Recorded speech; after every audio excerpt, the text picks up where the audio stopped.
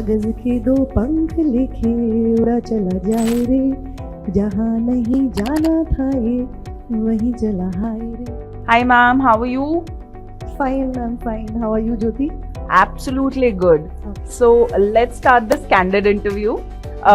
What inspired you to become an educator in the field of nursing more specifically?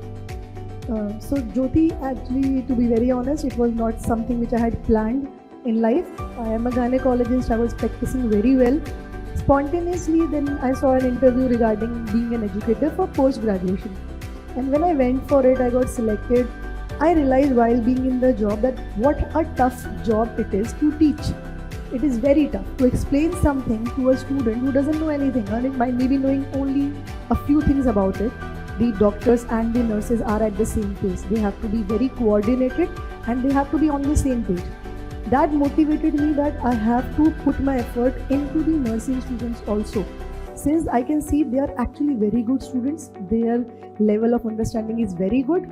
So I thought that I should go for it. I should teach them every basic thing what I can, so that the problems I faced as a student, nobody has to face. So it's just a try. I'm on that path, but let's see how it will go.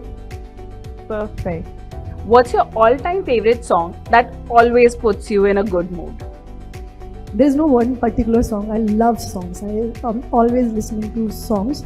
But if you ask me one song, I don't know whether you have heard it or not. It was in movie Lutera, and it was कागज के दो पंख लेके उड़ा चला जाए रे, जहाँ नहीं जाना था ये वहीं चला हाय रे, उम्र का ये ताना बाना समझ न पाए रे. So it is a little Bengali touch song. I really like it. It is about the heart. The heart is the one जो कहीं भी चला जाता है, जहाँ नहीं जाना वहाँ भी पहुँच जाता है. So I really like it. It indeed is a beautiful song, and you have a beautiful voice, ma'am. Anyways, yeah. To the next question. Yeah. What's your go-to comfort food or your favorite cuisine? I love chole chawal. So though I am somebody who takes non-veg, but I love vegetarian food. I love chole chawal. That's my go-to food. Amazing. If you could watch only one movie for the rest of your life, which movie would it be? That'll be Rang De Basanti. I saw it when I was in college. That youth time of mine, and I was very energized after seeing it, and I can see it 100 times. I love that movie. Wow. Okay, if you could teach any other subject, what would it be? Pharmacology. I'm very good at pharmacology. I can teach pharmacology. Okay. What's your guilty pleasure TV show or series? Friends, you know Friends? I see, everyone knows Friends. So I see Friends whenever I'm upset. I see small clips of Friends. Okay, you are a beach vacation or mountain retreat person. Where would you rather be? Definitely a beach person.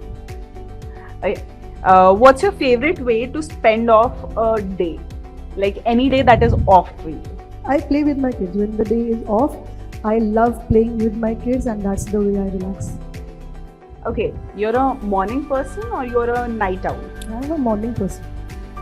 Perfect. Do you enjoy teaching offline at the NNL Academy?